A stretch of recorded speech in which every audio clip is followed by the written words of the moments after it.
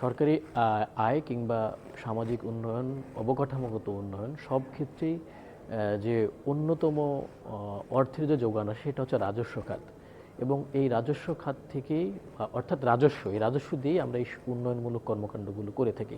যখন দেশের রাজস্ব তুলনামূলক জিডিপির তুলনায় কম হয় তখন কিন্তু সামগ্রিক অর্থনৈতিক উন্নয়নের ক্ষেত্রে একটা বড় বাধা তৈরি হয়।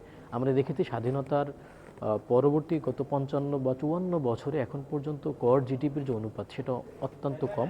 সবশেষ অর্থ বছর আমরা দেখেছি এটা ৭% কাছাকাছি। অর্থাৎ দক্ষিণ এশিয়া থেকে শুরু করে অনেক আফ্রিকান দেশের তুলনায় বাংলাদেশের গড় জিডিপির অনুপাত অত্যন্ত কম। এবং আমরা দেখি যে পাকিস্তানের ক্ষেত্রে সেটা ১০%-এর উপরে, ভারত ১২%-এর উপরে, নেপালের মতো দেশ তারা ২২%। অর্থাৎ এই সামগ্রিক অঞ্চলে এবং বৈশ্বিক ভাবেও কিন্তু আমাদের এই জায়গাটাতে অনেক দুর্বলতা রয়ে গেছে। আমরা সবশেষ অর্থ বছরের মানে চলতি অর্থ বছরের যে ৬ মাসের রাজস্ব আহরণ সেখানে আমরা দেখেছি যে রাজস্বের যে মোটা দাগের ৩টি খাত, কাস্টমস, ভ্যাট এবং আয়কর, এই ৩টি খাত থেকে আমাদের এই ৬ মাসের লক্ষ্যমাত্রা ছিল ২,৩১,০০০ কোটি টাকা। তার বিপরীতে আদায় করতে পেরেছি আমরা ১,৮৫,০০০ কোটি টাকা। অর্থাৎ এই সময়ে কিন্তু প্রায় ৪৬,০০০ কোটি টাকা ঘাটতি রয়ে গেছে। সরকার এই রাজস্ব বাড়াতে বিভিন্ন ধরনের উদ্যোগ নিচ্ছে। তারা অটোমেশন থেকে শুরু করে আরও নানা ধরনের উদ্যোগ নেওয়া হয়েছে, বাট আমরা এখনও সেই ধরনের কোনো সুফল দেখতে পাইনি। সবশেষ বিশ্ব ব্যাংকের একটা অর্থায়নে ১,০০০ কোটি টাকার প্রকল্প নেওয়া হয়েছে, যেখানে আমরা দেখেছি যে এই রেভিনিউ মোবিলাইজেশন কীভাবে করা যায়, অভ্যন্তরীণ রেভিনিউ মোবিলাইজেশন, সেই জায়গাতে পরামর্শক ফি রাখা হয়েছে ৪০০ কোটি টাকা। বিপরীতে আইসিটি যে ইকুইপমেন্ট সেখানে রাখা হয়েছে ৩০০ কোটি টাকা।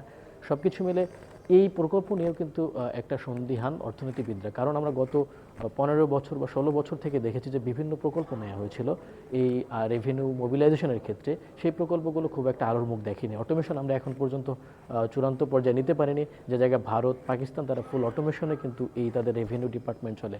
আরেকটা বিষয়, এই সরকার আসার পরে সেপারেশনের যে কথা হচ্ছিল রাজস্ব নীতি এবং রাজস্ব ব্যবস্থাপনা বিভাগ, সেই জায়গাতেও কিন্তু এখন আমরা চূড়ান্তভাবে পৌঁছতে পারিনি, যে জায়গায় পাকিস্তান এবং ভারতে আলাদা আলাদা বিভাগ রয়েছে এই রাজস্ব আদায়ের করার ক্ষেত্রে। ইনল্যান্ড রেভিনিউ ডিপার্টমেন্ট রয়েছে পাকিস্তানে।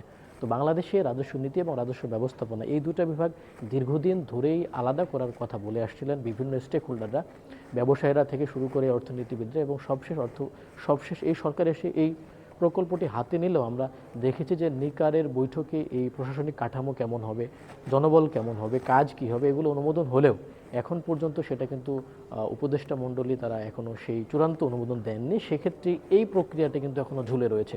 অর্থাৎ আগামী সরকার এসে হয়তো করবেন, কিংবা এই সরকার করবেন কিনা, এই একটা দোদুল্যমান অবস্থা রয়েছে। সবাই চায় যে এই সেপারেশনটা হয়ে গেলে তখন সামগ্রিকভাবে রেভিনিউ যে আদায়ের যে গতি সেটা হয়তো ফিরে আসবে।